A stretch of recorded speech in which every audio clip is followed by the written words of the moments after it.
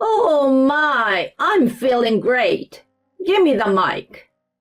My tipsy mother-in-law snatched the microphone from my friend during her speech, and I unexpectedly started her own.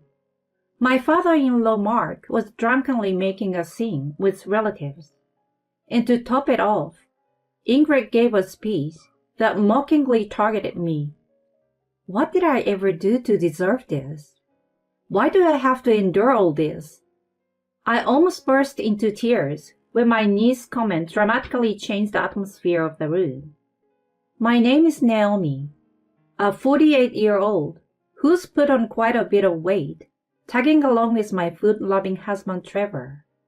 The infuriating part was that he shed weight effortlessly, with just a bit of exercise. Jealous? Now I can eat even more. It made me so mad. I thought about swapping his dinners with lard for a week. I love him. But right now, I hate his metabolism. Determined to slim down and make him fold for me all over again. I find myself still enjoying delicious meals. Oh well.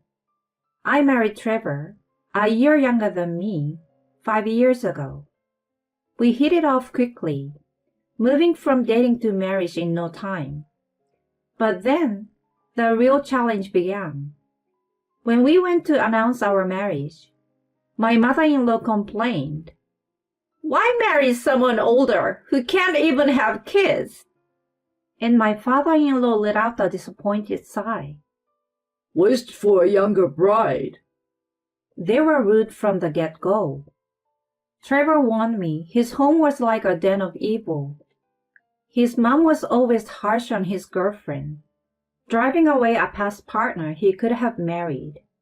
His dad, a womanizer who had multiple affairs, showed no interest in his wife. Their marriage was rocky, to say the least. His dad's wish for a younger bride was probably to have some eye candy at home.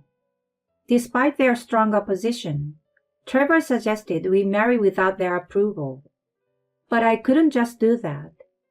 I visited his parents multiple times to get their blessing. I loved him, and naturally wanted to get along with his family. We didn't want to marry with them opposed to it. Finally, they accepted our marriage, and we registered our union. One day, my mother-in-law Ingrid said something chilling. "I was always bullied by my mother-in-law, so I decided I'd bully my son's wife." Her casual demeanor as she said this sent shivers down my spine. It was never about the age difference. She just wanted someone to bully. No wonder Trevor's previous girlfriends were mistreated for no reason. I decided to keep a safe distance. But then, she interfered with our wedding planning, insisting on including her opinions. Why should they have a say? They're not even contributing financially, I thought. However, friends who were already married told me they also considered their in-laws' opinions. It seemed like a common practice to respect the spouse's parents to some extent. I mean, I get it, kinda. It's a big day for their beloved son. Trevor says I could ignore them, but I couldn't just do that. So reluctantly, I agreed to at least listen to them. But I soon regretted my decision. They complained our chosen venue was too expensive, pushing for a place run by a friend of my mother-in-law, a shabby place with bad reviews. Trevor firmly rejected it. But then, they started commenting on the bride's attire, demanding it be cheaper. Ingrid even said I could use her old wedding dress to save money, claiming it would be a waste to spend on something new. As if I'd wear something that's probably covered in cobwebs from sitting around for years. I knew she just didn't want the bride to be the center of attention, so I flat out refused. She kept making all sorts of suggestions, but I knew our wedding would be a disaster if I agreed to any of them. It was a parade of ridiculous proposals, so I ended up rejecting almost all of them. Looking back, maybe that ignited her mean streak even more. right up until the last minute. She was like, "Have a destination wedding so we can travel." Or, "If you don't listen to me, I won't attend." Despite all that, Trevor and I somehow managed to get to our wedding day. Then, on the day of the wedding, Ingrid showed up in a funeral dress, not a formal black suit, but something that looked unmistakably like mourning attire. It felt like she was saying she didn't recognize our wedding. 2 weeks before, she'd said, "I'm not going to your wedding." So I told her, "Then please don't come." Maybe that rubbed her the wrong way. She didn't even show up in the dressing room. And suddenly she was sitting with our relatives.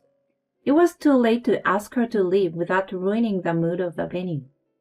But to anyone watching, it was clear that the bride and mother-in-law weren't getting along. My friends and relatives all looked troubled. As the wedding ceremony went on, the groom's relatives started acting up. They were completely drunk, heckling during the movie my husband's friend had made. Of course, we asked the staff to escort that relative out. But even my father-in-law was smashed, waving around a bottle of liquor brought by the relatives as if it were a flashlight. He even shouted, "Hey, waiter, another beer!" as if we were in a bar. Some were escorted out, saying they felt sick. The staff did their best to keep the ceremony going. But my guests were all horrified by the chaos. Embarrassed, my husband and I spent most of the ceremony with our heads down. It was a nightmare. Then, during my friend's speech as a representative of my friend, the unexpected happened. My tipsy mother-in-law suddenly said, "Oh my, I'm feeling great. Give me the mic," and snatched it from my friend. "Now, let me, the groom's mother, say a few words." Trevor and I were stunned. She was so natural in her movements that even the staff were confused, wondering if this was part of the program. "So, about Naomi. I heard she's been a hard worker since she was little." Surprisingly, her comments weren't bad. I didn't want to make a scene by cutting her off if she wasn't saying anything harmful. Maybe it was better to act as if this was planned all along. The staff and Trevor asked if we should stop her, but I decided to see how it went. "She lost her father when she was young. Then her mother and her sister, who was 10 years older, raised her. That sister passed away recently from illness. Naomi is a remarkable woman who has experienced hardships unimaginable to my son." Her speech wasn't bad for a while. She acknowledged my difficult life, including my parent passing, and how I managed to go to college with support from my family and sister. It was a heavy topic for a wedding, but all true. Just when I thought she might have a good side, about 30 minutes in, she said, "But don't you think her parents and sister dying young is because she's a jinx?" I was shocked to hear this when they came for the wedding greeting. "Maybe she's just an attention seeker bragging about her hardships. She probably doesn't realize we are not interested in such stories." Everyone, not just me, was dumbfounded by her laughter and words. The shock was amplified because everyone had been drawn into my past, only to be mocked by her sudden turnaround. All she did was expose and ridicule my painful past in front of everyone. During the wedding greeting, I had to talk about my family because I couldn't hide the fact that my parents weren't around. I never intended it to be a sob story. If it were possible, I'd still want to meet my living family members. Why would I ever boast about being unfortunate? I knew it would ruin my bridal makeup, but I couldn't help it. Tears started to fall. Then, in the dead silence of the hall, my niece Erica, a sophomore in high school, spoke up loudly. Ingrid, thinking her speech was well received, was smugly saying, "Glad you all enjoyed it." But then, Erica stood up and said, No, you've got it all wrong, old lady. You're here talking about Naomi's misfortunes. Well, what's your point? Look at this awkward atmosphere. Who are you calling old lady? I'm the mother of the groom. You're so disrespectful. Ingrid retorted, clearly outraged. Erica snorted. Who's the disrespectful one? You come to a wedding in funeral clothes and try to make a mockery of the bride. When nobody's laughing, so you're just embarrassing yourself. Not only are you disrespectful, but you can't even read the room. Aren't you ashamed? Even a young girl like me can see how embarrassing this situation is. Maybe with age, you'll regress a bit. She raised her hands and shrugged her shoulders as my mother-in-law's face turned beet red. Oh my gosh! Unbelievable! How dare you talk to me like that? Naomi, doesn't your niece know how to speak to her elders? She snapped, glaring at me. I have to say, my niece is right. Your speech wasn't even part of the program, and instead of bringing some cheer, you interrupted my friend's speech with your boring talk. It's just unpleasant. Yo, Mom, I don't know if you were trying to pick on Naomi or what, but can't you see everyone's just appalled? Right now, you're not just picking on her. Like Erica said, you're just being a boring, senseless person. Her face went from red to tomato red, as if it could get any redder. Unbelievable! Unbelievable! Uneffing believable! I'm your mother, Trevor. How dare you embarrass me like this in front of everyone? It just seems like you brought this embarrassment on yourself. Erica chimed in without missing a beat, while the groom's side of the family was too drunk to notice.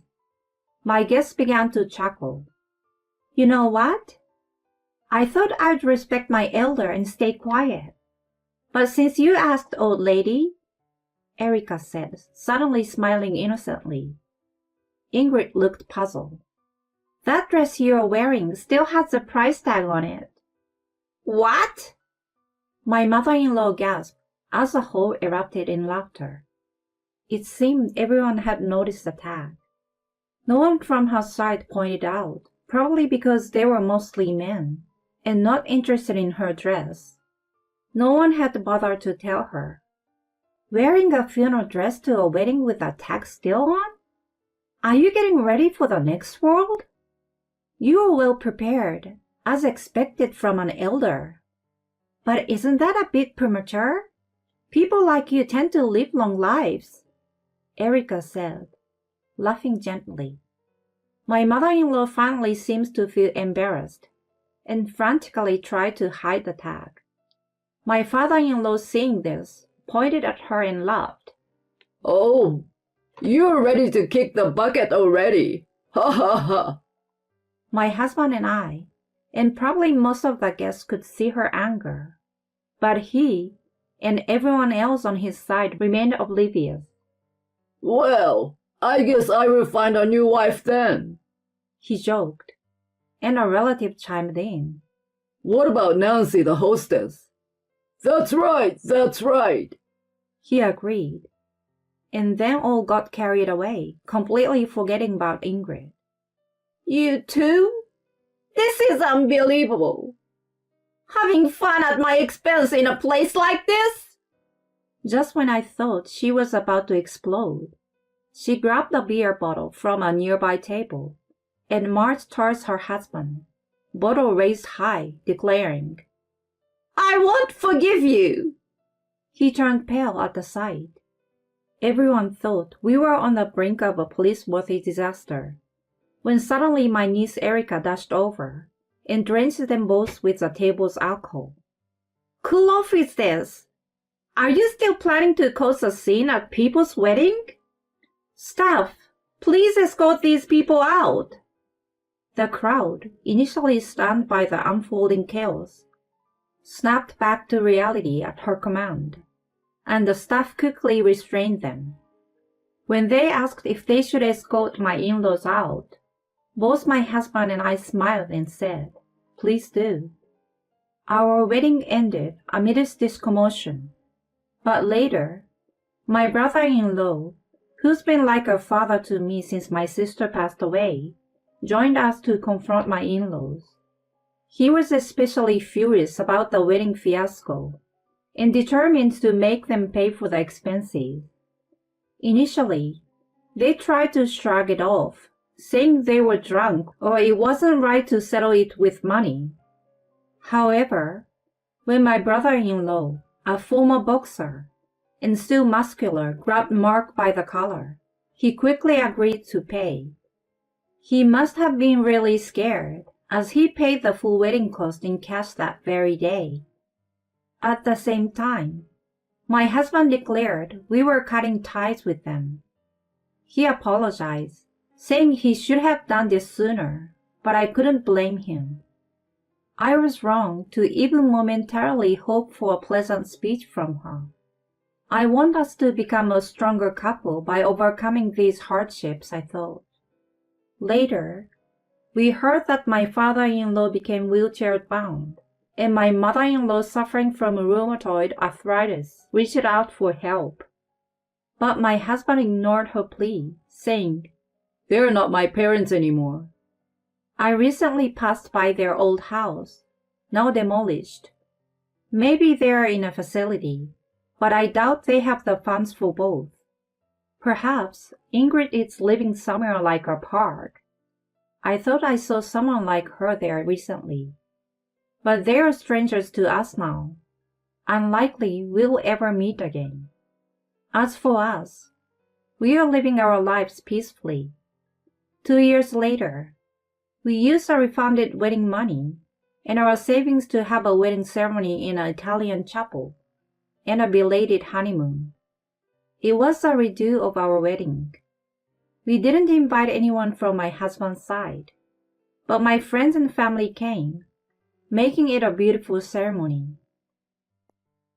Erica said she was glad our wedding didn't end on a sour note, and gave us an expensive gift and a caricature she drew of us, showcasing her art school skills. I felt bad accepting such a pricey gift, but she said, "I see you more as my real sister, so please accept it." How sweet of her.